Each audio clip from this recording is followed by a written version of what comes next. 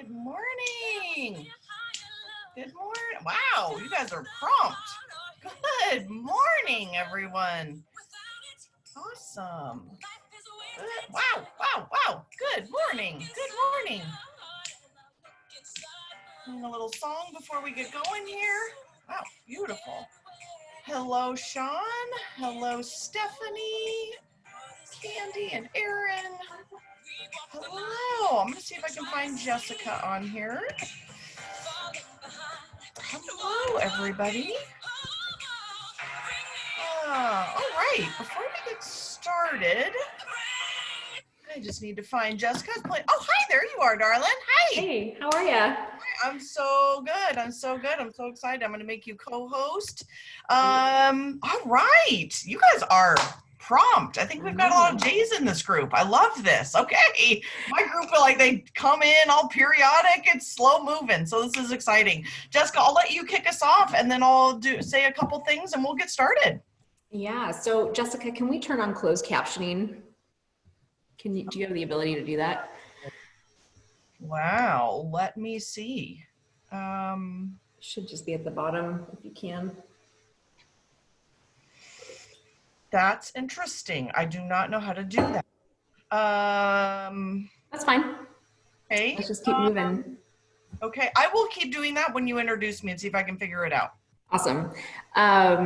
Great. Hey, everybody. I am Jessica Ruby. I'm Executive Director at Flourish. I'm so excited to have you all here today. Just wanted to let you guys know this is being recorded. We don't usually record things, but I want people to be able to go back and revisit this or watch it if they haven't been able to make it live today. And so it's my pleasure to welcome my friend and colleague, Jessica Butts, who is the CEO and founder of Front Seat Life. Jessica left the corporate world probably 15 plus years ago to start her own company. She speaks around the country, sharing her revolutionary approach to Myers Briggs. So people can stop doing what they suck at and live a happier, more successful and authentic life. A central tenet of Flourish is to support work-life integration and the notion that you can show up as your whole self at work. And I think Jessica is such a great example of the hard work it takes to really live a fully integrated life and how rewarding it can also be. So I hope her story and her tools inspire you to more fully embrace who you are, no matter where you are. Please help me welcome her. Yay! Thank you, Jessica. Thank you. And thank you for everybody for being so polite and being muted. It's always, I love the interaction for sure, but you know, I've been known to be on these before and gone potty or something, and we don't really want to hear that. So we'll just keep everybody muted and we'll get through the next 90 minutes or so. So again, I am Jessica Butts. Thank you, Jessica Ruby, for having me. Jessica and I have been, colleagues and working together and known each other for quite a few years. And it's just an honor and a delight to be with you guys today. Let me run through a couple of technical issues. As everyone knows, everyone's using Zoom right now, and it does just periodically have at times where it's going to shut off. I'll be honest, it's about a 50-50. Just stay on. Typically what happens is it just needs to catch up. Let's just hope that doesn't happen, but just hang tight. I'll come back on if anything goes wonky. Second thing is Jessica Ruby is managing the chat. I'm seeing somebody say, hi, Jerry. So she'll be managing the chat. So if you guys have ahas or questions or comments or anything in there, I'm going to try very, very, very hard to get through about 4 hours of content in about an hour and 20 or hour and 15. So we've got some time for Q&A. Jessica will also be adding people as we go along kind of down here in the waiting room. I'm seeing somebody come on now. So we'll just kind of be adding people as we go along. So again, please feel free to chat. I'm going to be unfortunately kind of talking at you for a little bit. I'm going to share my screen, go over some slide decks with you. And I'm real excited. So thanks again for having me. Before we jump into content, if you don't know your Myers Briggs, you can certainly go take it for free on my website at jessicabutts.com. It's B-U-T-T-S, jessicabutts.com. It's just down a little bit. You can either do it right now or just wait till the end. You're going to get, it's going to it's fine. You're going to be, I would rather you hang tight here and then go take it later. I've also got a couple of other free resources for you. So I'll tell you those now in case you're a multitasker. I've got a cheat sheet that might help you as we go along. It's jessicabutts.com/cheat sheet. And then I've got a really, really special offer for you guys at the end. Jessica said she was going to do something special. I added something special on. I texted my team this morning at 7 and they were not happy, but they put together something special for you in about 2 hours notice. So thanks to them. All right, so let's jump in. Jessica might have fun seeing some chat if you guys know your Myers Briggs already. That might be fun to type that in, or if you think you know it. But we are going to go through what's called we're going to go through, sorry, I'm trying to talk and do something at the same time. Okay, here we go. Can everybody see my slides? Jess, I'm going to be looking at you for head nodding. Okay, great. All right, so obviously this is me. Hello, I am Jessica Butts. I am a former psychotherapist. So I did work in the corporate America world for about 15 years. And I just decided that it kind of sucked. I mean, I'm just going to keep it really real today. It was just not, I was not meant to do that. I worked in human resources. And I just realized I needed to get out and do some completely different things. So I went back to graduate school in my kind of mid to late 30s, around 36, and I became a psychotherapist. And I became more obsessed with Myers Briggs even than I was before. I've been doing Myers Briggs for about 20 years. I would absolutely say I'm an expert. I've written 2 books on it, and I have my own methodology that I'm going to share with you today that will, I think, be very helpful for most of us and you as well. Going through some pretty stressful times. So I understand you guys are obviously dealing with some stressful times, as am I. And we're going to talk a lot about the Myers Briggs basics, and then we're going to get into kind of the front seat, back seat methodology. The name of my company is Front Seat Life. If anyone wants to go follow me over on Instagram or friend me on Facebook or any of that stuff, I am here. I am a total open book. I want to, my BHAG in the world, my big, hairy, audacious goal is really, truly just to get everybody to start being unapologetically who you are. So some of this might, I'll be honest, some of it might make you cry. Some of it might piss you off. Some of it might excite you. Some of it might validate you. I usually get a plethora of feelings and emotions as I go through this.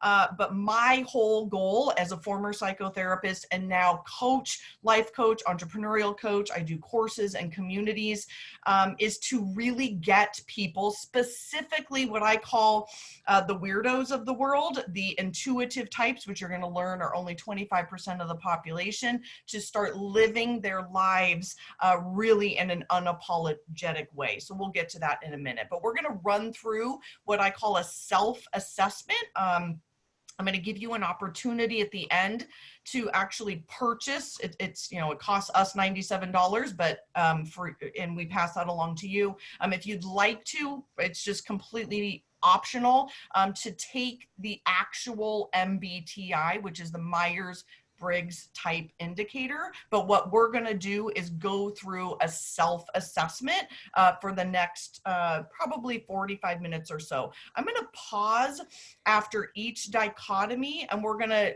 field any questions via Jessica and see if you guys have got anything to ask, because this is, again, this is an entire book. This is an entire course. This is really my entire life's work and Myers-Briggs life work packed into about 45 minutes. So buckle up. You might want to take a lot of notes. And here we go. All right. Hey, Jessica, I Yes. just want to interrupt real quick. So on Facebook and on social and even in the comments here, we have some questions about people getting different results on different assessments. Maybe you can talk about the sliding scale of all of that. Yes, Insight. absolutely. Yeah, it's actually, I mean, what a great tie-in. So very quickly, the MBTI, this is just kind of for the people who like details. It is based off of the work of Carl Jung. It is the most widely used assessment tool in the world. There's actually lots and lots of new ones out there. As some of you are referencing, there's some of you that are taking, oh, I took it over here on personality pages, or you may have even taken it on my website, or you've taken it over here, or you've taken it at different times in your life. and this is where we need to start. Your personality type is innate. And hands down, 100% of the time when I give this talk, and I've probably given it, I don't know, 700 times, is I'd love to arm wrestle you about this, that people say, my type has changed, and I will win the arm wrestling because I am right. Type does not change. Your life circumstances change. So to answer Jessica's question with this slide is, when you take the assessments, you could have had any sort of day. Imagine yourself even today from a year ago, right? Even 5 months ago. Let's think back to January, like when things were somewhat normal, possibly, and how different we all felt. The reality is, which I'm going to teach you as we go along, is the most of us are currently in what is called our backseat. We are stressed out, irritated, at our wits' end, not our best selves, kind of hurt, short, hiding, don't want to be on social media. We're not our best selves because we're under extreme stress. So when you take tests, when you take assessments at different times in your life, or even, I mean, get really even during the day, like you may have gotten in a fight with somebody at work, your spouse might have pissed you off, you might have gotten a car accident, someone flipped you off, something made you upset during the day. That will straight up affect your results at any given moment. So again, my goal is to get people to be as unapologetically as they are, to get to their innateness about 80-20. 80% of the time, your best self, and 20% of the time, let's get real, we're going to be a mess. That's just reality. I'd be a terrible therapist if I pretended like everything's hunky-dory all the time. But the reality is, most of my clients, and probably most of you even watching right now, it's probably the opposite. So 80% of the time you're functioning from this place of stress and anxiety and worry and fear. Right? That's what's happening in our world right now. But this is also things that happen on a daily basis. So think about going through a divorce, or having a baby, or getting laid off, or getting a new job, or moving across the country, or for me, like busy launch times with my business or something like that. That causes us to not be our most innate selves. So life circumstances change. So for those of you who may want to take the actual MBTI, which I would highly recommend with this caveat, I suggest, because it costs money, to take it when you feel like your best self. So that's a time of day. You might literally take it when you're on vacation, or take it when you're most calm, whenever we're allowed to go back to Hawaii, something like that, but not probably in the middle of your stressful day, possibly again at a better time. Okay, I hope that helps. And we're going to kind of jump into more of that as we go along. So my friends, there are 4 pairs of preferences via the Myers Briggs: introverted, extroverted, sensing, intuition, thinking, feeling, judging, and perceiving. These 4 in and of themselves are utterly fascinating. You may leave today with just some ahas around each of the 4. But then when we start adding the 4 together, it becomes quite mind-blowing, actually. And we're going to spend the end of our time together really digging in and talking about my kind of intellectual property around this front seat and back seat and stress. So hang tight for that. You're going to love it. So then, as Jessica's also saying, there's a scale of preference. So the only place you can find this scale is by taking the actual MBTI. But today, I would actually like you guys to give yourself a self-assessed scale. So I like to think about a teeter-totter. So for those of you who remember what a teeter-totter is like, right? If you stand right here in the middle, this is what a scale is like. Here is 0 on each side. So let's just use introversion and extroversion for a minute. Introvert, extrovert. A slight scale is right here in the middle, which means if you're standing on either side of this teeter-totter, you get both sides. So you're not extremely introverted or extremely extroverted. So you kind of are in the middle. So oftentimes I have people say, is there a such thing as an ambivert? But I'm a little bit of both, and I'm going to explain that in a minute. So the answer to, is there an ambivert? The answer is no. There is no such thing as an ambivert, but you likely have a slight preference. And in addition to that, when I'm going to talk about the end, in a front seat, you are partly introverted and partly extroverted. 100% of us, everybody watching, everybody out in the world, we are both in our front seat. And so this is what confuses people about an ambivert. So the scale, as we go along this, I would love for you to give yourself a scale. So if you're on this teeter-totter, a 30 is way over here by my elbow, and a 30 is way over here by my elbow. So a 1, 2, 3 is right here. You know, maybe my bracelet or so is like a 15. But then you go down on the teeter-totter and it's like, whoop, you're really far away from understanding the other side. So I want you to have that visual, right? When you're in the middle, I can touch that other person. I mean, I'm just right there on the teeter-totter. But when I'm really, really, really far away, there's so much more distance between us, and it's harder for us to get each other, okay? Because what this is about, my friends, before we continue, is I'd love for you to think about an infinity symbol, okay? Just in your mind, think about an infinity symbol, or you may even draw that. Sorry, I don't have a slide for that, an infinity symbol. And one side of this infinity symbol is what's called differentiation, or that's just a fancy word for you.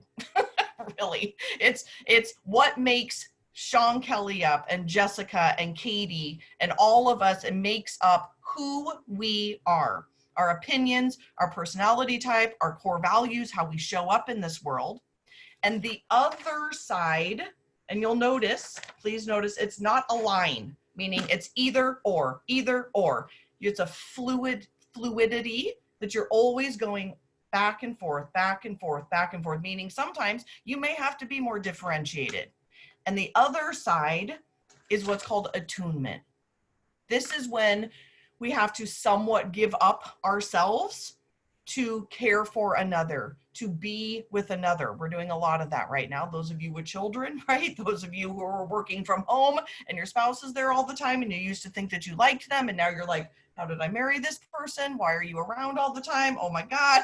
This is the balance of differentiation and attunement, and we're always balancing, and statistically we will end up in the middle more often than not. But this is about putting our own oxygen mask on first, understanding ourselves so that we can be in better relationship with other people.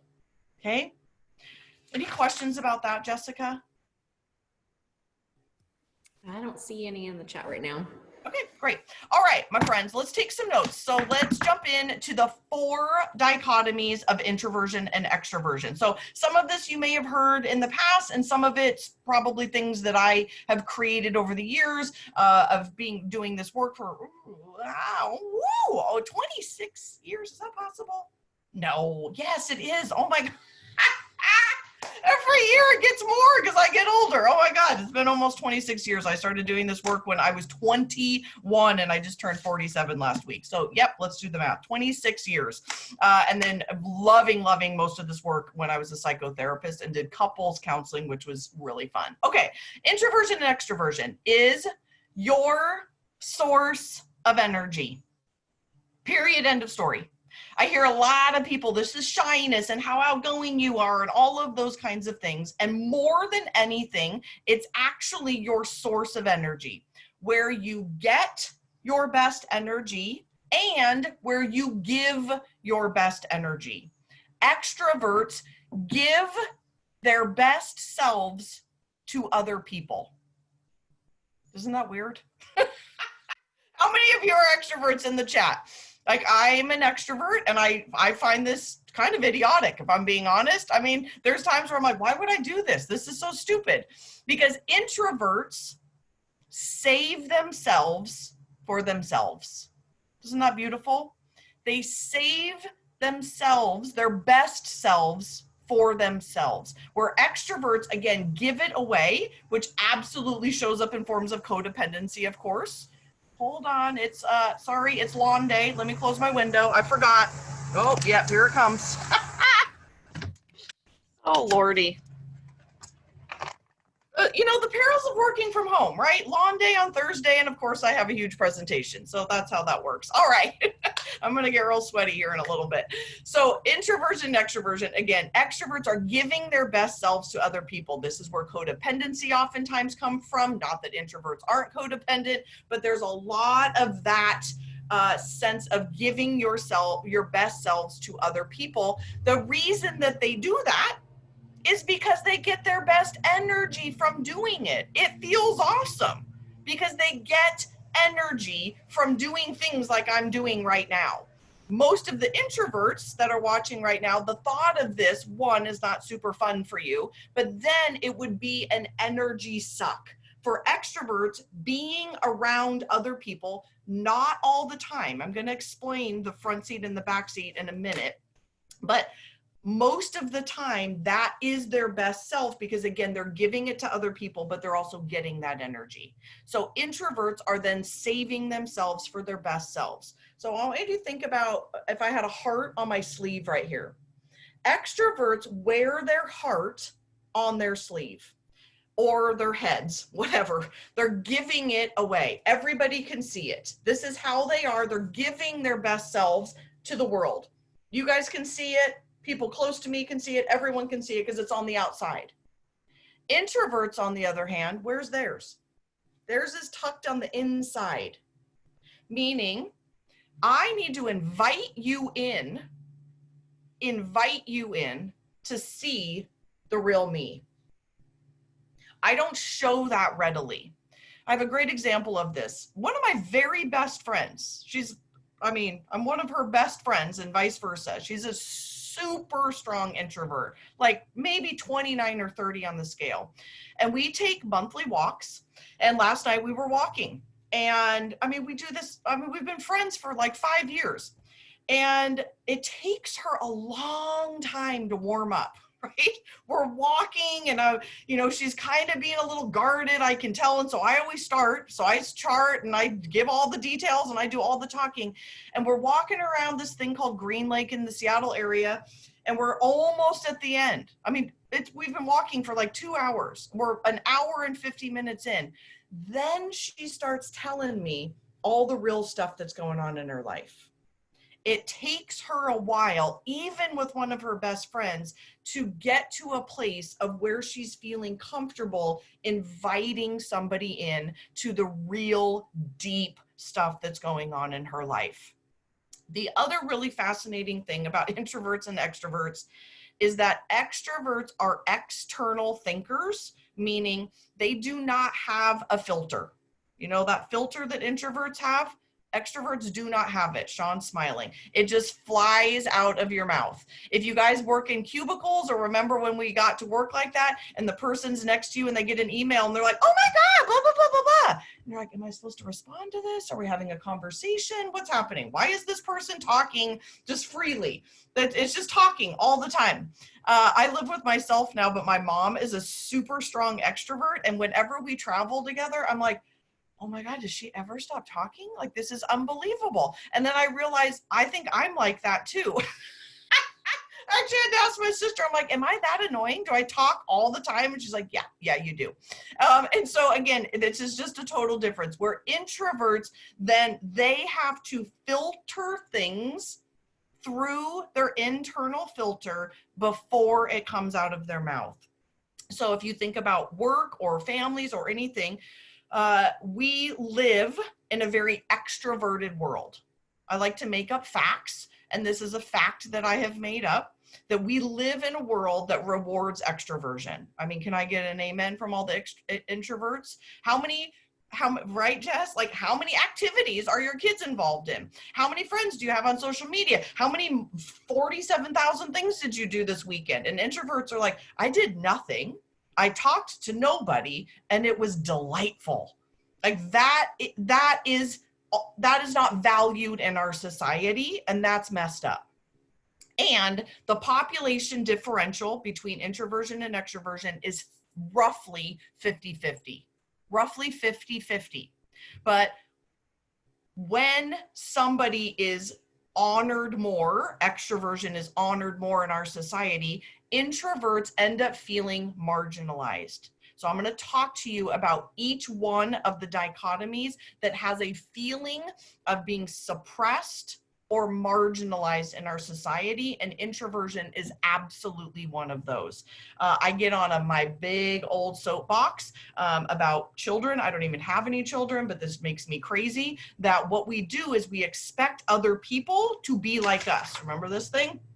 We expect other people to be like us. So if we're an extroverted parent and we have these introverted kids, they're not going to come home from school and want to talk and tell about the day, and I'm going to go here and I'm going to do this. They are going to want to come home, and this is true for adults too. Come home. I need some downtime. I need some time to process. I need everyone to not talk. And I need to either go take a bath, or go pretend that I'm taking a poop for a really long time, or go for a walk, or do whatever I can do that allows me to be by myself because I need some time to recharge.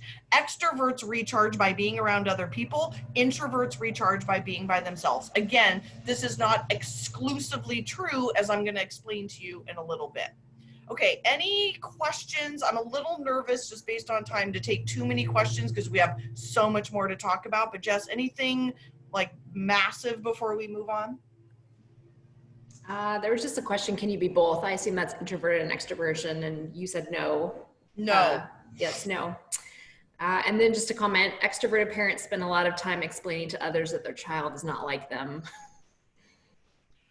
Yeah, and this is, I mean, again, this is one of my B hacks, is be unapologetically who you are. If you want people to treat you the way you are and not want to change you, then we got to do that for other people too. Like, quit trying to change other people. Here's the fact, we're not going to change. We evolve. We absolutely evolve. We evolve. We can get better. We grow. We do not change. Every one of us came out of somebody. We came out of a mama, and we came out with our personality type. That's a fact.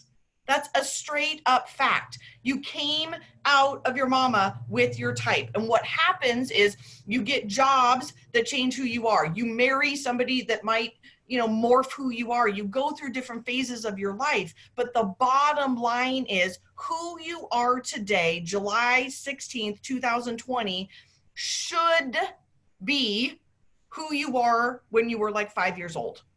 Remember that person? They might have been super creative or super nerdy, or wanted to read, or wanted to change the world, or become a rocket scientist, or be an artist, whatever it is. That person has not changed. Society changed us. It's just like, Jessica shared a little bit, like, that was my story. I am apparently a total weirdo. I just like to do things the way that I like to do them. I'm an ENFJ, and I started this very corporate job that told me what to do and where to be. And I I married this man who was very, very controlling and wanted me to be like him and all the things. And I just like had a breakdown. I was like, I can't do this thing. And it's because so many of us are trying to fit into these roles and rules that our family of origin, our society, our job, where we live in the country, tell us that we're supposed to be.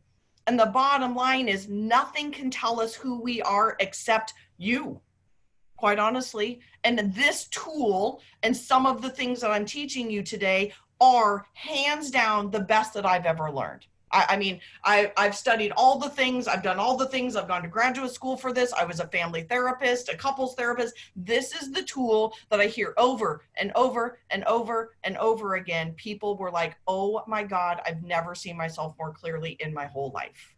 Okay, I'm going to keep going. Jessica, there was just a question, behave like an extrovert, recover like an introvert. I imagine that kind of speaks to what you're talking about, kind of morphing into what you need to be. Yes. Can you repeat that? That's a beautiful quote. Behave like an extrovert, recover like an introvert. That's from Chris. May I steal that? I mean, come on. You're hired. You're hired. That is, wow. That's a great quote. And I'm going to get into that. I save that because that's a really, I don't mean to like keep dangling this carrot, but it's not going to make sense yet. So just, we're going to get there in probably about 15 minutes. So hang tight. That's a really amazing question or comment. And yes, I hear you on that.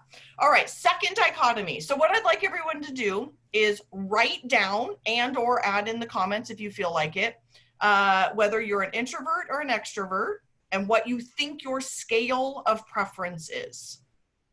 You know what? I lied. I'm gonna drip it right now because I feel like there's a lot of questions around this. So this will make more sense in a minute, but I'm gonna talk about it right now. There are 4 people in, I'm not, it's not gonna make sense. I'm not. Okay, so sensing and intuition is the second dichotomy.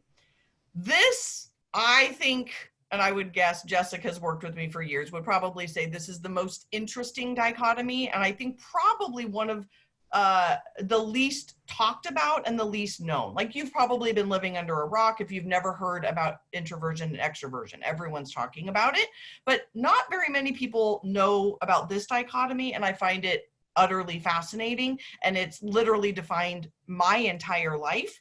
And so I have built my business off of this dichotomy. This is how you take in information.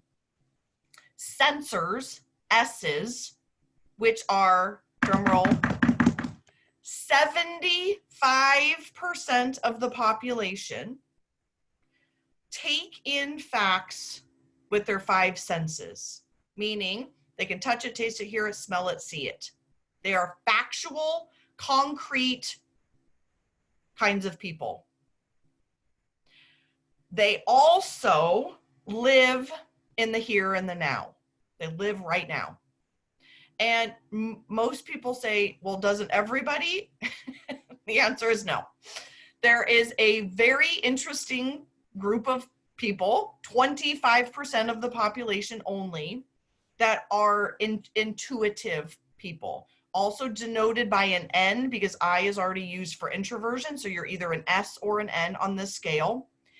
And N's take in information via, air quotes, using their 6th sense. They have a hunch, a gut feeling, a speculation about something.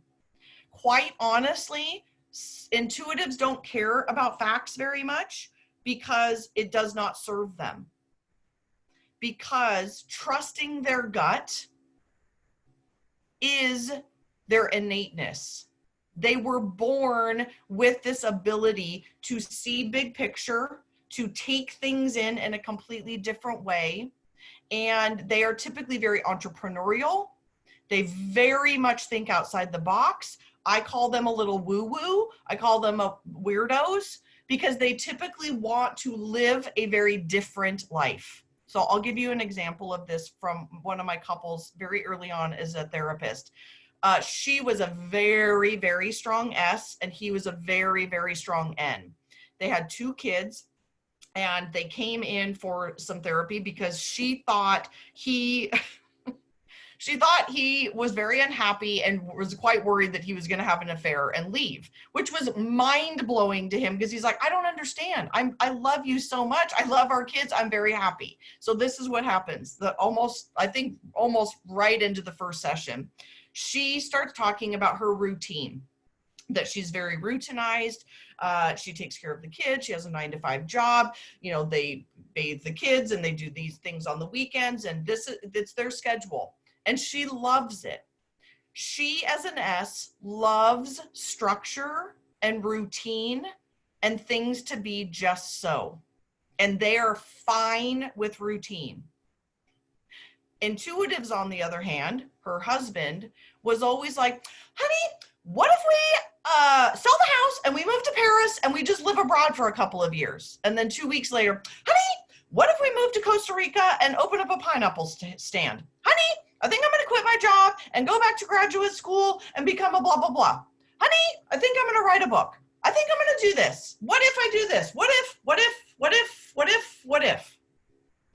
Intuitives are what-ifers. and they hate routine.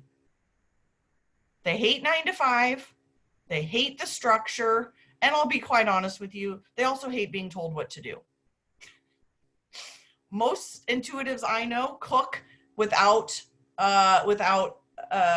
what's this thing called? A recipe. They just like to throw stuff together. They're not very good bakers, but they just like to throw things together. And senses are, oh my God, I put a pinch too much of salt. Oh, it might be ruined, right? They're very rule following kinds of people. And intuitives are, and oftentimes sensors see intuitives as irresponsible, a little ridiculous. Their head is in the clouds. They're a woo-woo, right? All of these kinds of things because they were just created different.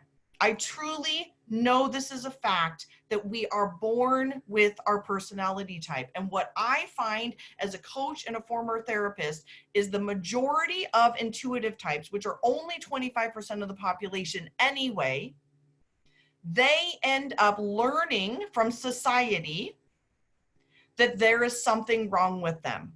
I'm very curious if anybody will admit this. This was my whole life. My mom, my sister, and then I married a very strong S. Everybody are S's. And my whole life, I remember thinking, what is wrong with me? Why am I the only one who thinks this is so dumb to be at work at 4 o'clock on a Friday? Don't we have better things to do in our life? Like, can't I just work whenever I want to work? Can't I just do whatever I want to do? Why can't all the things, right? And so this gets suppressed and oppressed. And I see this over and over and over again with my intuitive clients, because I mostly work with intuitives, that they struggle with understanding themselves in this way. And so I find this to be one of the most powerful learning tools for communication in any relationship. Again, my mom and I, it took us more time than it should have, probably 42 years of my life to figure out that we are, I knew I was different, but for her to understand that my big pictureness doesn't mean I'm stupid. It doesn't mean that I'm irresponsible. I mean, I don't know how many times I'd say, Mom, I run a business. I don't need you to tell me like what time to be somewhere. I got it. I get myself dressed every day, but it's looked at as marginalized or suppressed because so many people don't understand intuitives. Okay, I've written books about this entire topic, so this could take a really long time. But Jess, I'm curious if there's any like burning questions before we move on. No, just a few people admitting they're weirdos. Oh, yay! And I'm in that category, so. Hey weirdos, welcome. Yeah, no, I hear you and see you and welcome you lovingly. All right, let's move on. So now you should have an S or an N. And again, if you feel like sharing in the comments, I mean, I think that just makes this that much more fun. So I can't see any of them, but you guys can see them if you feel like sharing them. Sensing or intuitive, and then how strong you think you are, okay? All right, thinking and feeling. Now that we have taken in all of this information via our sensing or our intuition, this is how we go about making decisions. To oversimplify this, thinkers make decisions with their heart, hence the image here, and feelers make decisions with their hearts. Did I just say that wrong? Thinkers make decisions with their heads, and feelers make decisions with their hearts. This does not mean that thinkers do not have feelings. I hear this a lot, right? Like, are they just like sociopaths or something? It's like, of course not. This is only about how you make decisions. Thinkers are logical decision makers. They are typically black and white decision makers. Bring me the facts, regardless if you're an S or an N. Bring me the facts and let me make a decision based on those facts. Feelers, however, we like to complicate the crap out of everything by how is everyone feeling? How's Sean right now? How's Jessica? How's Katie? How's everybody doing? What's going on? Let me check in. How's everybody doing? How's the mother-in-law? And right? It's just when you're making a decision, sometimes it can actually be a little too democratic. Let's get real. Like we check in with too many people. And this is an interesting one in terms of our society as well as gender bias. So John Gray wrote a book back in the 80s, Men Are From Mars, Women Are From Venus. He never talked about it specifically around Myers Briggs, but quite honestly, that's kind of what he was describing, because roughly 75% of men, regardless of your sexual orientation, 75% of men, which is fascinating, right, are genetically thinkers, and roughly 75% of women, regardless of their sexual orientation or preference, are feelers. So when you get into heterosexual relationships, this is very, very interesting about how we go about making decisions in our relationships. This dichotomy, more than any of the others, I have found that opposites often attract. Thinking women, which are only 25% of the population, often find themselves very attracted to feeling men, and feeling men are attracted to thinking women. And in the work I've done with my homosexual couples, almost always, again, I don't have percentages on this, but opposites also attract with gay and lesbian couples, because this goes back to like the caveman days of you complete me. Feelers are unknowingly looking for this logical person to like help us get through life, and thinkers are like, wow, I'm kind of a jerk and a little curt with people, and I kind of need somebody to help me with the feelings. It's a very like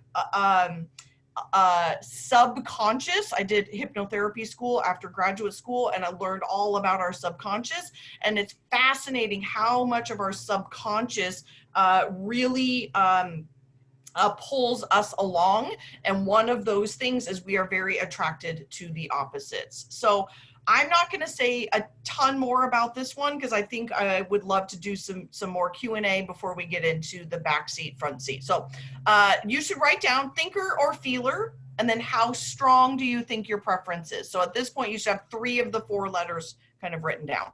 Okay. Let's talk about this one, because this is a doozy. It's real fun, I think each of the dichotomies are my favorite for different reasons. This is my favorite because it's the most fun, and I like fun. Okay, this is how we go about making decisions and organizing ourselves in the world. I'm sorry, not making decisions, organizing ourselves in the world. So imagine me picking myself up from my pink jacket, placing myself in this world, or anybody think about doing that, placing yourself in the world. This is how we like our world around us organized, and how we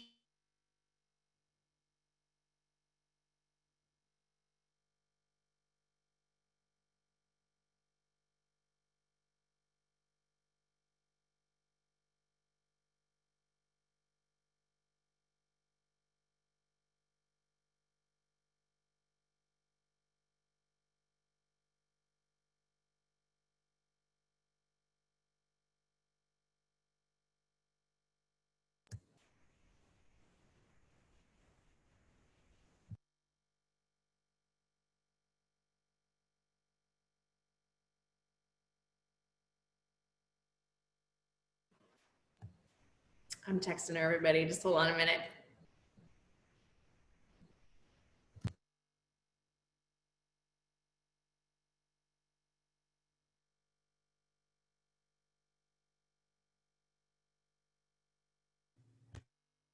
Hey, hi, I'm back. Sorry, I warned you. Hey, Jess, can you tell me how long I was muted or what you left off on? Just a couple of minutes.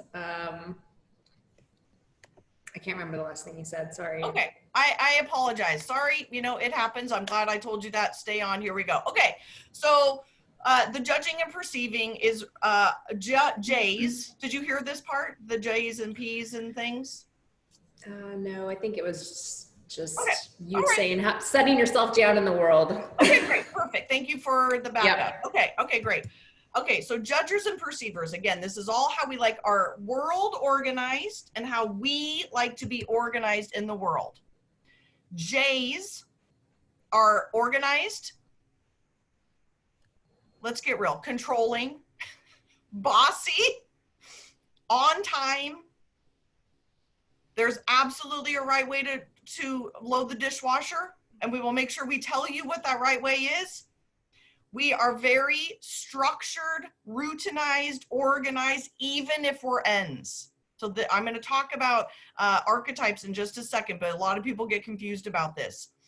These people like things done a certain way. So if you think about yourself, placing yourself in the world, if Sean is not doing things the way that I want him to do it, I get irritated because I'm a J, right? It's not pretty. It's not our best quality, but it's a reality.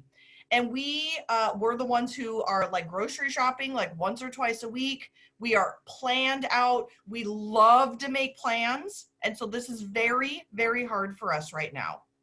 And I get an amen for the J's.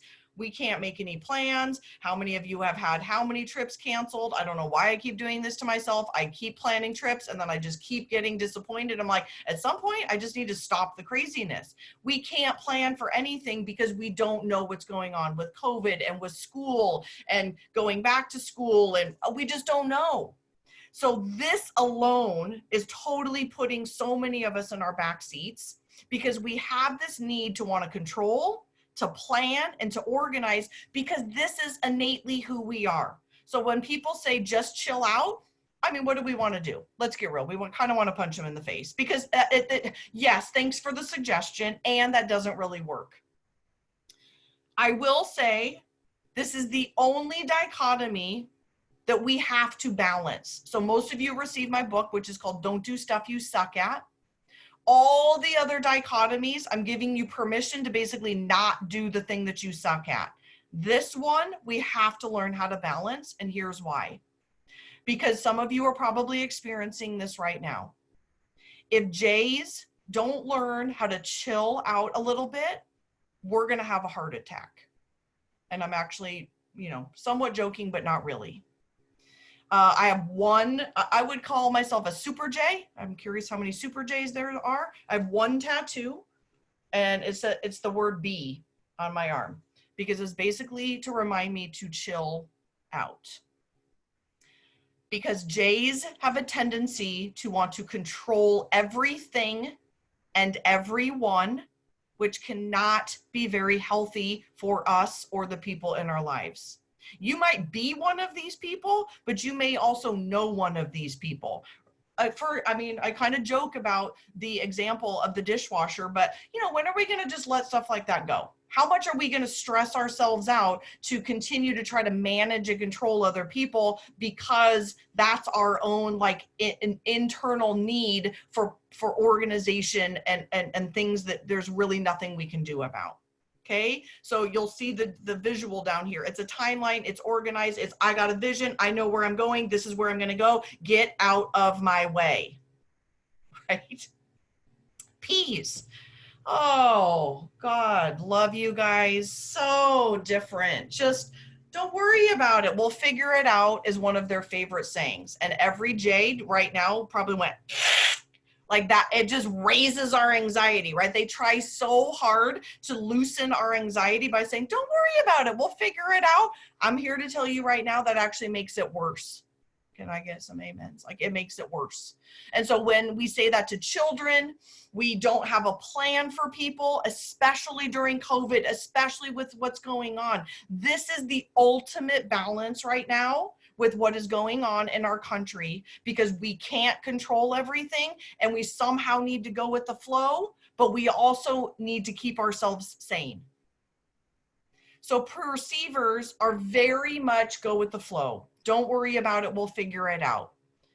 They have a beautiful and amazing ability to live 5 minutes in front of their face, which can be a blessing and a curse. I have a lot of P clients because I'm super J, and as a coach, I'm like keeping them on track. And they have a squirrel tendency. They like to start projects and not finish them, or talk about something and then never finish it. They have a million books that they've probably read 1 or 2 chapters. They have a very hard time staying focused, being on time, and getting things done. I find that they're actually thriving better during COVID than judgers, because judgers, we like plans. We like to know what's going on. I mean, I'm an idiot. I have my 2021 calendar already, and I'm like, well, this is really great, but I have no idea what's going to happen. And so this balance of the J and P is really challenging right now. It's challenging every day on a normal basis, but even more so now. I like to call J's the doers. Right? We love getting stuff done. We love to check things off our list. We feel so accomplished when we get things done. I mean, this is so much like even on vacation, right? I mean, I'll say I'm a super J. Like, I get up in the morning, I'm like, I hate to need to know a plan, but I kind of need to know the plan. And then we can relax though, right? And P's, they just want to be undaunted by surprise. They just want to take the day as it goes. They want to live 5 minutes in front of their face. They are the beers. Perceivers are much better at being, and judgers are much better at doing. And again, we've got to learn how to balance this one. Okay, we should have 4 letters written down. You should have 4 letters written down, preferably with some numbers behind them. So it might be, I on a 5 scale, or an N, 30 out of 30, or a F, maybe a 15, and a P, a 12. And so here is the scale. This is called the 16 different types. There are names given by Myers Briggs for the different types and the percentages. So you will notice that that the higher percentages are around S's, because 75% of the population are S's. So the most marginalized types are as follows. Introverts are marginalized in our society. N's, intuitives, are marginalized in our society. Thinking women, very much marginalized. They are very misunderstood. They get called the B word a lot. They often don't have a lot of girl friends or female friends. They actually prefer to have male friends. Feeling men, they get called very terrible words, the P word, which I absolutely will not say. They get marginalized and called certain things because they're misunderstood. And then in our society of busyness and how many things can you accomplish, and 9 to 5 meetings and on time, P's are marginalized because we live in a society that rewards organization. So let me be very clear. You might have already figured this out. If you are a female and you are an INTP and you have felt misunderstood your entire life, this is why. If as a man, you are an INFP or any of those variations, you have been very misunderstood and marginalized and probably felt very, very, very on the outside most of your life. Okay, I know that was deep. Jess, any questions before we get going? I realize we've only got 38 minutes and I've got a lot to talk about. No, keep going. You guys are awesome. Okay, I'm going to run through these quickly because they're fun.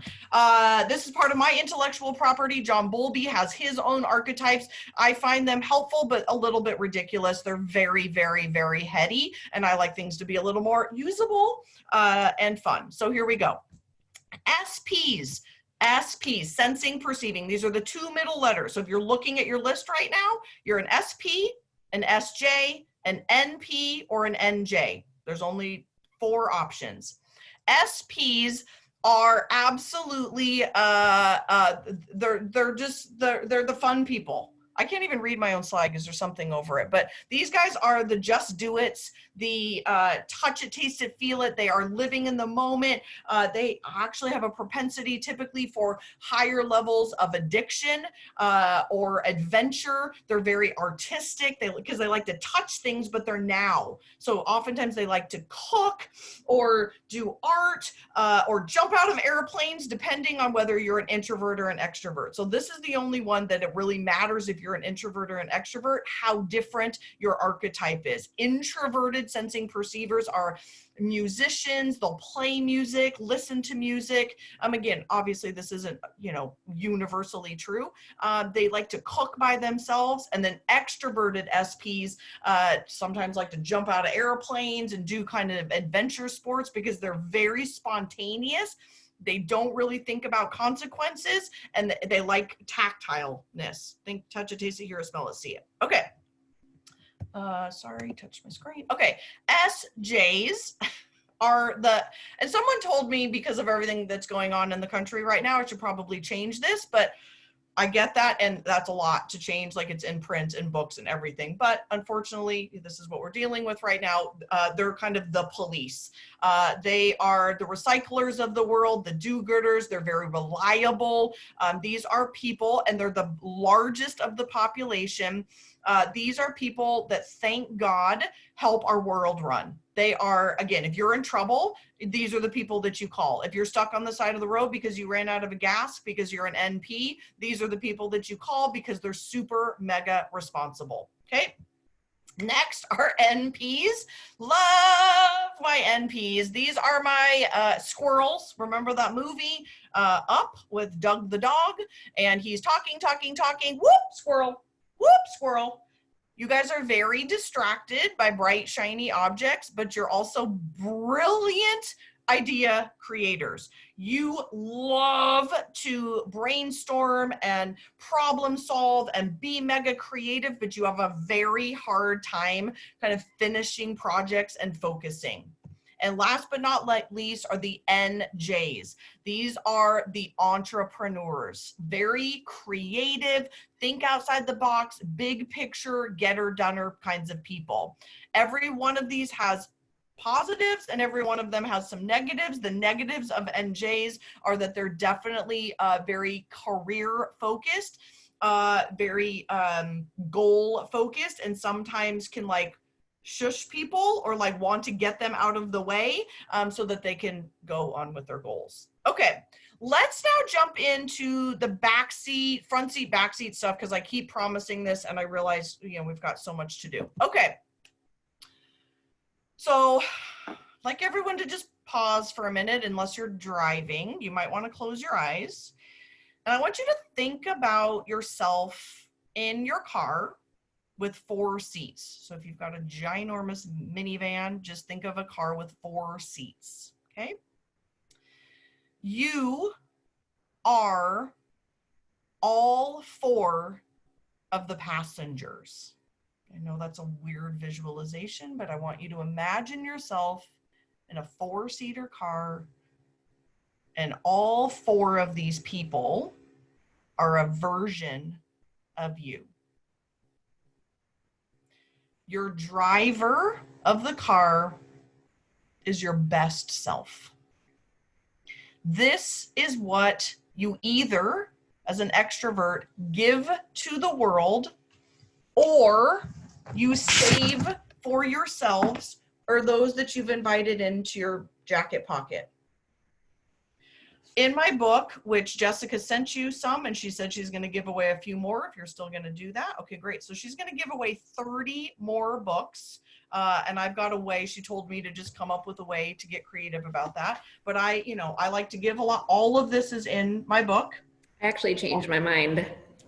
I'm going to give away as many as people want if they request them by 5 o'clock today using this form link that I'll put in the chat. Oh my God, great.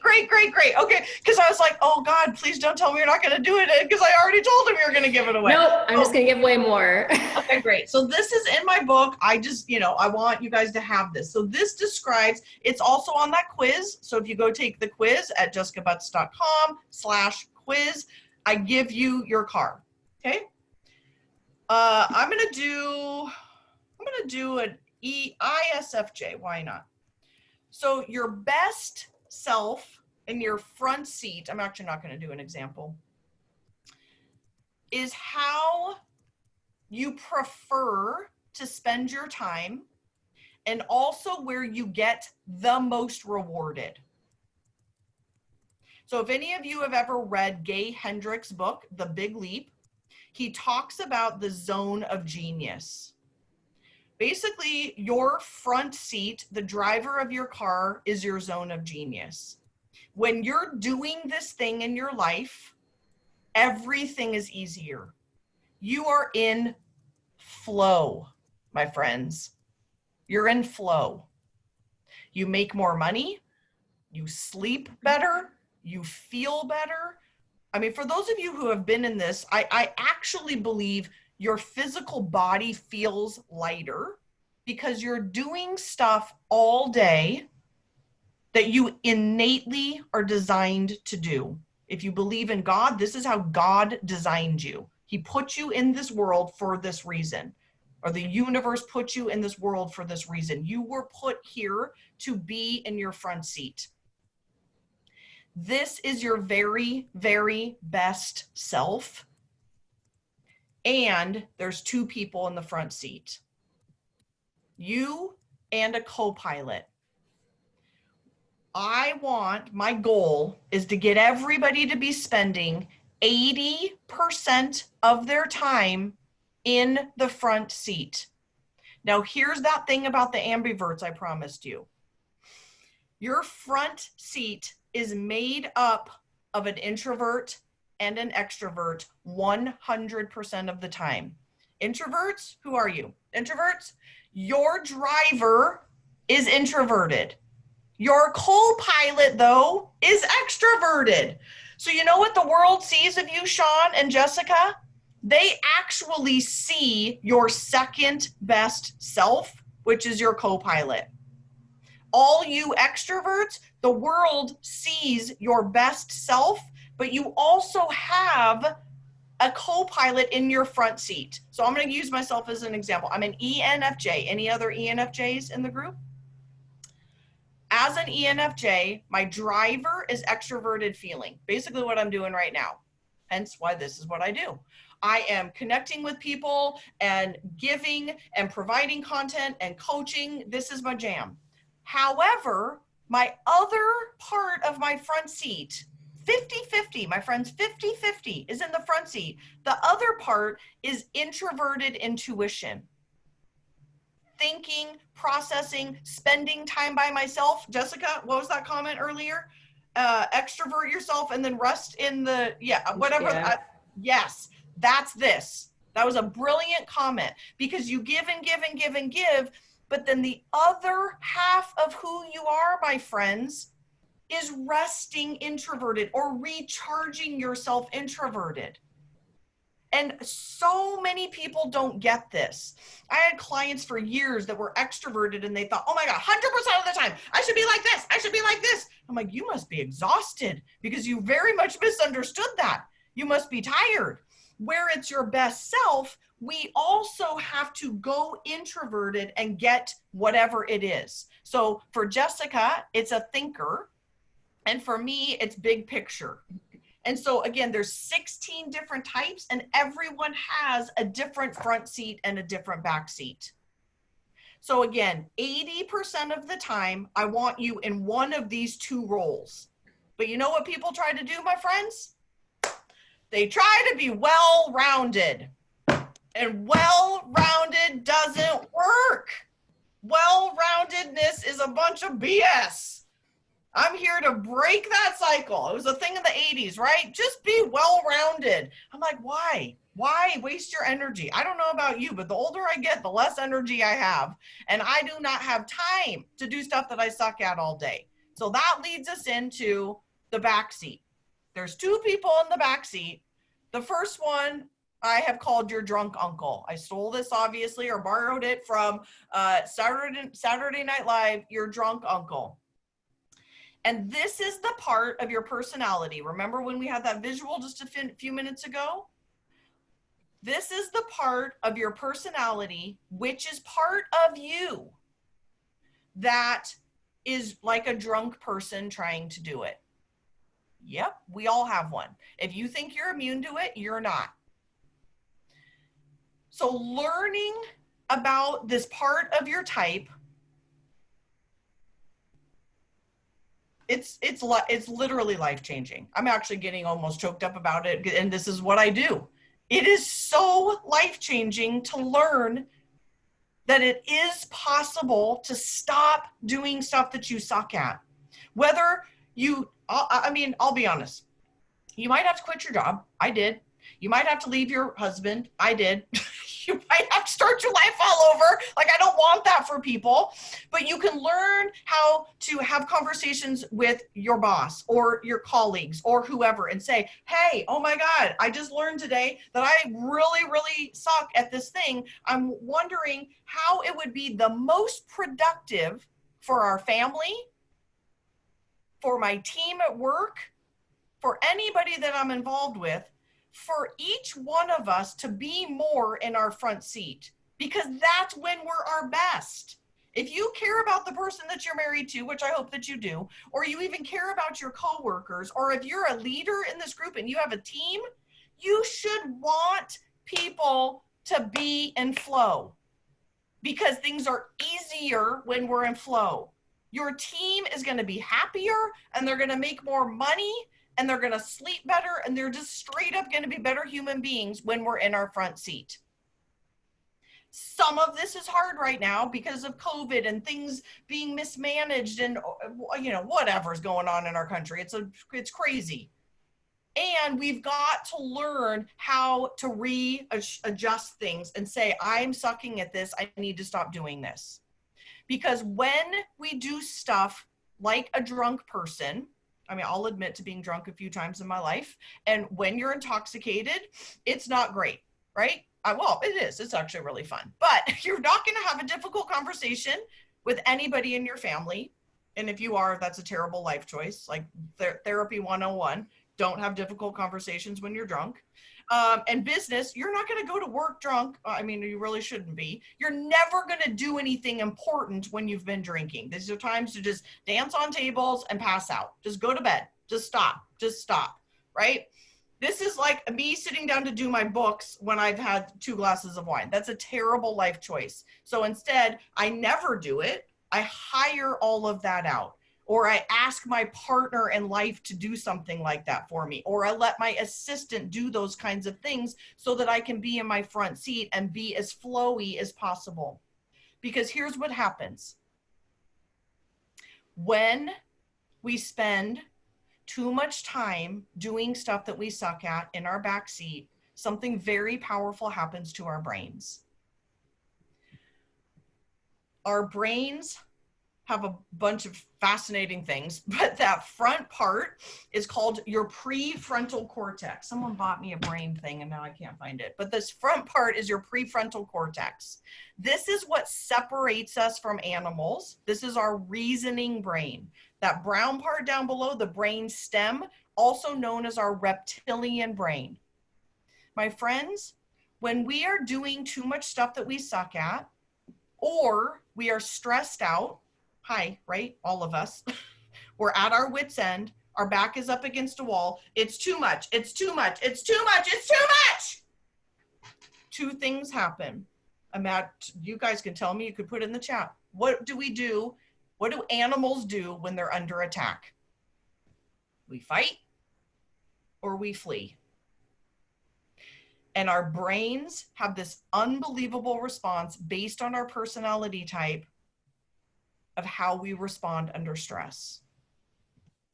Extroverts, who are my extroverts?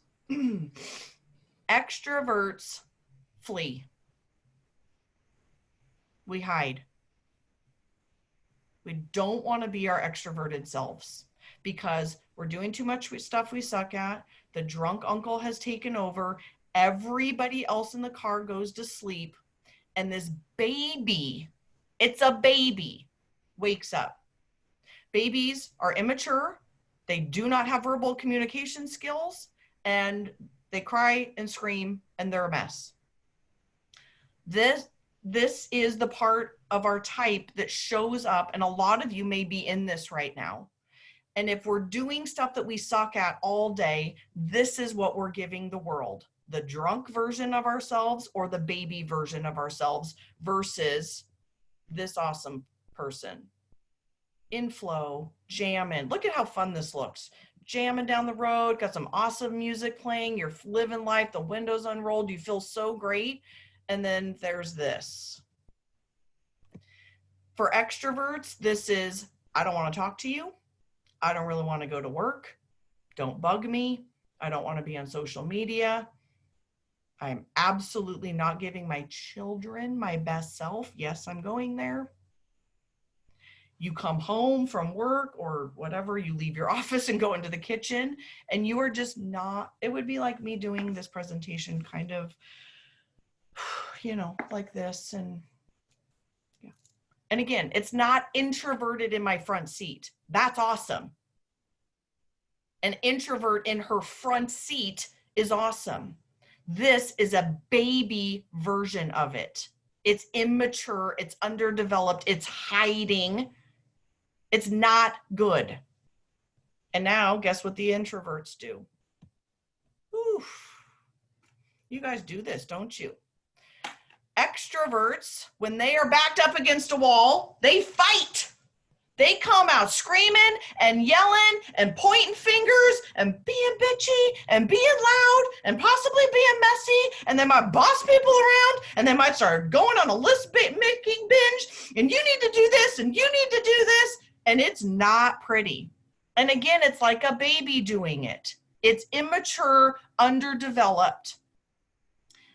And so, my friends, before we get into some Q&A, the whole point of all of this is to understand who we are in this world. Understand that our front seat is absolutely where we need and should be spending the majority of our time, because innately we are going to be pushed into our back seats. We are all being pushed into our back seats, all of us. It's inevitable.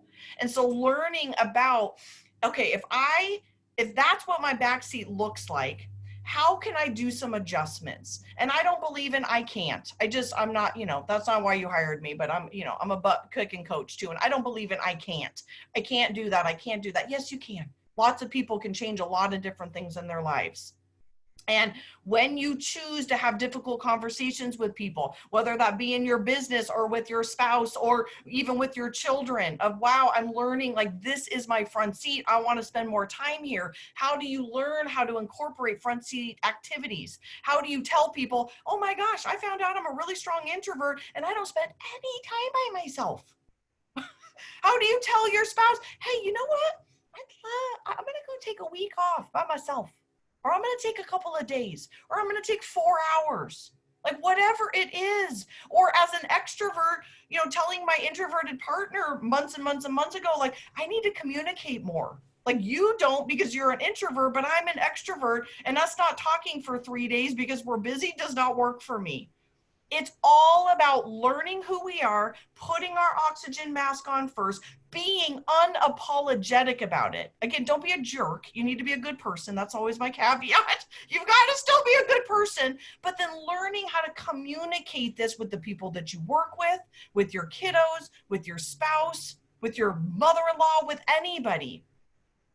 Because, my friends, your type does not change. When COVID stops, whenever this stuff happens, whatever, you're going to still be the same person. So why waste that time now? I'm all about that. Like, why we get this moment. So I want you all to be in your front seats as much as possible. And you do that by learning your front seat activities, who you are, what you need, and then learning how to communicate and ask for what you want in this world. It will change your life. Jess, I'm done. Awesome. I cannot believe I managed to do that. And I wanted 15 minutes of Q&A, and we have 17 minutes of Q&A, and I'm very proud of myself for that. So talk to me, what you guys got. I'm happy to have you unmute, or Jessica, you can straight up just read from the chat. I'm open to whatever format you guys want. I don't have anything in the chat yet. All right, anybody want to raise their hand, unmute themselves, ask any questions? You guys got to ask some questions because the stuff that comes out of Jessica's mouth during Q&A is just super entertaining. Well, and I've learned as an extrovert, I know to take dramatic long pauses for the introvert. So I'm just going to say something in between and give you some time to think about a question. What does it say on your wall? Oh, Front Seat Life. It's my logo for my business. Okay. So as I think of some things, I have a special for you guys. So Jessica told me to come up with something creative to hand out with the books. And she was like, I don't know who to give the books to. I have an idea. So I have a course called Live Unapologetically. It's basics for Myers Briggs, but I will be honest, it's definitely geared towards the ends, the weirdos. So all you weirdos, it's definitely geared towards that. It's normally $197. I asked my team with 90 minutes notice if they could give me a Texas AM discount code. So you have one, Texas AM code, and it's yours for 47 bucks. So I decided if Jessica gives you the book, basically the course then only becomes like $25. And I just thought, why not? Why not? So you can have that course if you would like it for $47. And then that's how I think we'll navigate how Jessica gives the books to, unless you want to do it different. It's jessicabutts.com/LU. And the code for you is Texas AM, not A and M, but AM, Texas AM, jessicabutts.com/LU. That's good for 48 hours. 48 hours. And Jessica said something about only the books are good for until tonight at 5. So basically, go get your thing. I will tell Jessica who ordered the course to learn more, and then she'll send you the book. So basically, it's like 25 bucks. Okay. I saw a couple questions. What do we got, Jess? I'm seeing some questions pop up. Yeah. Oh, sorry. I was just trying to answer a couple of private questions. Let's see. Instead of trying to do Nikki Cavender, go to jessicabutts.com. There's a link for an assessment, and anyone else who needs to take the assessment, that's where it is. Yep. Peggy would like to see the chart again. Peggy, what chart are you talking about? I know what chart she's talking about. Oh, excellent. I know what she's talking about because I get this asked a lot. I got you, girl.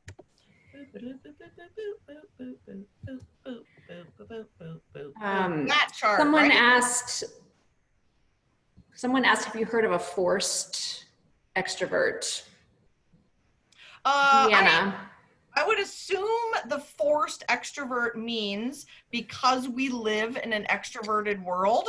I would guess that that's probably what that's referencing, is that so much of our culture is around how many activities you're in, what you're doing, how many friends you have, how much you're posting on social media, why aren't you doing this? Your kids, how many freaking activities are they in? How many birthday parties are they going to? All the things. That is, in my opinion, forced extroversion. As an extrovert, I even feel forced extroversion of like, hey, I travel by myself. Like I go to Maui for weeks by myself and it's delightful. But people don't get it. They're like, what's wrong with you? Or you go to dinner by yourself, right? And you get the eyes of like, ooh, what's wrong with her? She must be a weirdo, whatever. That is very much forced extroversion in our society. And so introverts, I think, feel it even more than extroverts because there is this, well, where have you been hiding? And you're like, I'm not hiding, bro. I'm just living my life. And so that is part of being a marginalized type. Introverts are marginalized. Intuitives are marginalized. Thinking women, feeling men, and P's are very marginalized. So I hope that answers your question. Anything? What else, Jess? What else you got for me, girl? Let's see, Howard was asking, is ENTJ typical of retired military? Oh, okay. So this is fun. So when you either go to my website or just look up your type, each of the types have a different name. ENTJs, it's called a reformer on here, which is weird. I call them the executives. ENTJs are some tough people. I mean, they are the ultimate getter-doners. And so I could see that absolutely being military. It's ENTJs are very oftentimes very strong leaders. They have a lot of leadership innately in who they are.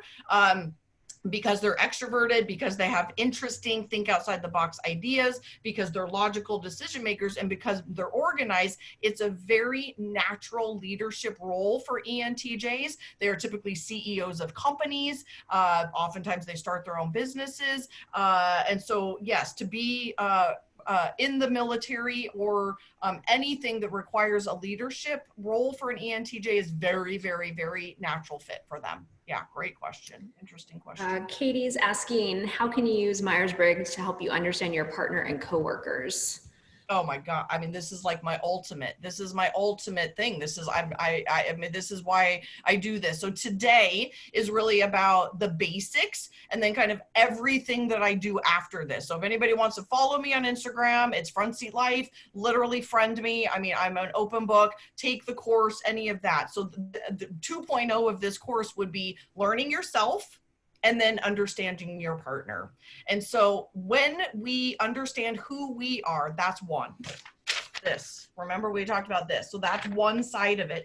The other side is basically typing every single person in your life, figuring out your kiddos, which you can do about 5th or 6th grade, your partner, your coworkers, your boss. I mean, this is why Jessica hired me to do this, right? This is how we start to learn. When I do this at corporations, I have everyone like wear it on their jacket for a while or put it on their door and start to learn about accepting people, loving people for who they are versus, this is what we do naturally, is we pathologize people because they're not like us. We judge people because they're not like us. Feeling women, judge thinking women because we don't understand them. Extroverts, I don't, but we so judge introverts because we don't get them. Introverts judge extroverts because they're like, would you please shut up and stop talking? This is our natural tendency, is to expect people to be like us, which I will be very bold to say is idiotic. It's idiotic. This is why this is my BHAG, is because we've got to learn who we are. Because here's the deal. I want people to show up as who they are so that they can be unapologetically who they are and then learn how to navigate the relationships in their life and learn that this person may be different than me. And that's awesome. Like, how can we sit and have a conversation? You tell me about your experience. You tell me about your life. You tell me about what it's been like for you. You tell me about how you process information and how your introvertedness is like that. This is about acceptance and love, not judgment. But all of that has to start with awareness. As a therapist, I mean, I think day one in graduate school was, before you can have change, you must have awareness. So today was day one of awareness. And then if you find this interesting, this is when you get to start playing with this. And I encourage you to do so. I think Jessica would agree. If there's something you're going to spend time on, personal development and understanding people in your life and their differences is one of the best things that you can possibly do. And we're in this, beautiful movement in our country right now with Black Lives Matter movement and understanding, so much to get into without our white privilege and all the things that go on. These are all areas of we've got to get out of our own little blinders and see people for who they are and love people for who they are. But what we do is we like to just do this and like live in our own little world.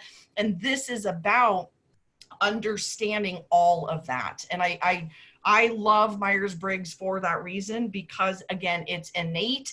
And this gives us a language and a framework where instead, I think we like to judge of, why are you so quiet? Or why did you save your story until the last 10 minutes of our walk? And instead of understanding that, oh, my sweet introverted friend like needed some time to get even warmed up to me. Okay, I hope that answers that question. I could go on forever, but okay. Got about 5 more minutes. Briggs is asking, he's an INTJ, how do I balance my planning side with my out-of-the-box creative self? How do you balance your playing side? Planning. Oh, planning. And the planning and creative, is that what you're saying? Yep, how do I balance my planning side with my creative self? Yeah, it should probably be about 50-50, quite honestly, because what's this person's name? Briggs. Yeah, Briggs. This is your front seat, bro. I mean, this is the fun, is that your front seat is logical,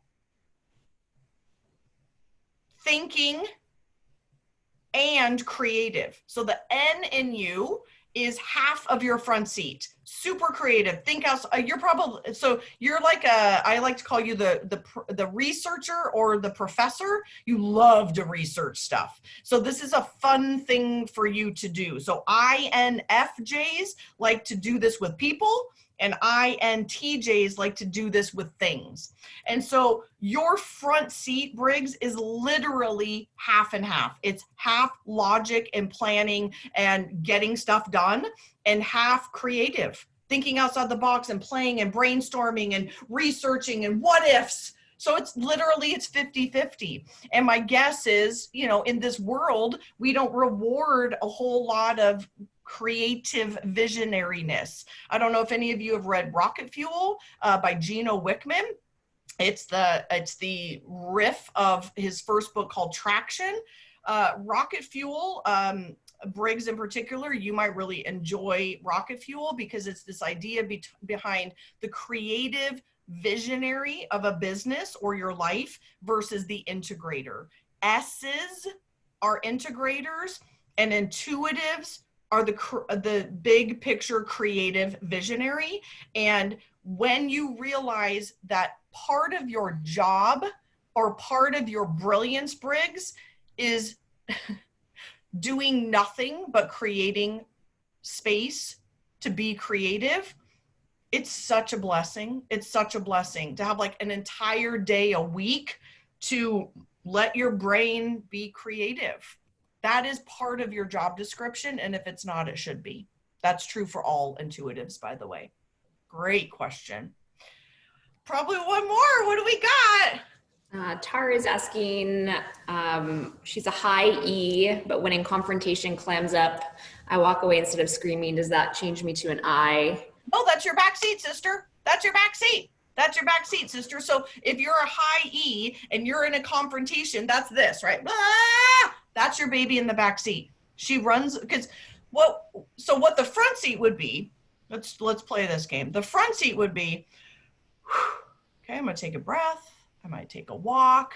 I'm going to keep my prefrontal cortex down, and I'm going to take a deep breath. I'm going to drink some water, and I'm going to take a walk. And I'm going to come back to that confrontation in my front seat, which is still extroverted, and saying, hey, so when you blah, blah, blah, blah, blah, I felt dismissed, hurt, challenged, whatever, because fill in the blank. That is a calm, front seat, mature response. But our normal reaction, and this happens to almost all of us, about 90% of the time, our reptilian response is, I'm going to go away. Don't talk to me. Run away. Avoid conflict. I'm just going to pretend that didn't happen. Nope. Let's not talk about this. That is the baby response. And you probably then in your head roll over it over and over and over and over again. So the beauty is, you can repair at any time. The goal is to try to stay in your front seat, which means, okay, I'm going to pull my prefrontal cortex down because, right, the reptilian brain is like a flipping of the prefrontal cortex. We're like, ah! We just flip out. And that is a normal response. But taking a walk, taking a breath, doing meditation helps us put our prefrontal cortex back down, calm down, get into our body, and then go into that difficult conversation and say what we need to say.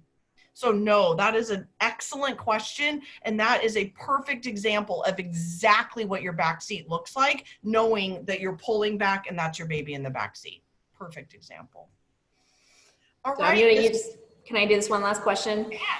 You mentioned extroverts being unfiltered. I'm an extrovert, but due to my position, I cannot be unfiltered. My question is, are extroverts capable of adapting based on their profession and still provide their best self? Beautiful question. Beautiful question. So all of us have, this might be a little bit longer than a minute answer.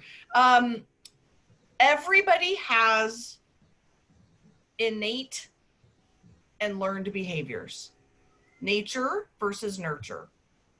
So all of us have been taught from our family of origin, our culture of origin, our jobs, ways to adapt to survive, right? We've got to learn to adapt to survive. And it sounds like one of yours adaptions through your job is to be filtered. That's fine. Is it giving your best self? Probably not. Would people, here's the honest answer is I would guess that 80% of the people would probably love to hear you unfiltered. I don't know who you are. I can't even see you right now, but my guess is you would probably love to they would like your unfilteredness. And some of them would be like, oh, heck no. Oh, she's saying no. I don't know. I can see you actually right now. I might disagree with that. They might love it. And so I love it. I love Dee's unfilteredness. So Dee, here's the deal, Dee. I challenge you to try to incorporate 10%, 20%, 30%. We like to dip our toe in, right? We can dip our toe in and see how it feels. But my guess is, I bet people would love it. Here's the deal though, some people might hate it, and those are the people that we have to learn to not care about. I mean, it's kind of true. You know, we learned, I think, very early on that we can't make everyone happy. We cannot please everybody, but this is what we do. We try to go around and be a little bit robotic and be very vanilla and be very middle of the road and be, you know, very polite. And we don't often then get to share our very best selves. So Dee, that's a choice. That is absolutely a very normal learned behavior, as we all have learned behaviors. But yeah, I don't know. It's a personal challenge. It's a personal challenge from Jessica and Jessica, Dee, for you to show up more as your unfiltered self. Yeah. Awesome. Okay. So a lot of the remaining questions are about that front seat, back seat. And so I encourage you all to request the book, and I've just put the Google form in the chat again. Anyone who requests one using that form by 5 p.m. today, I will send it to you for free.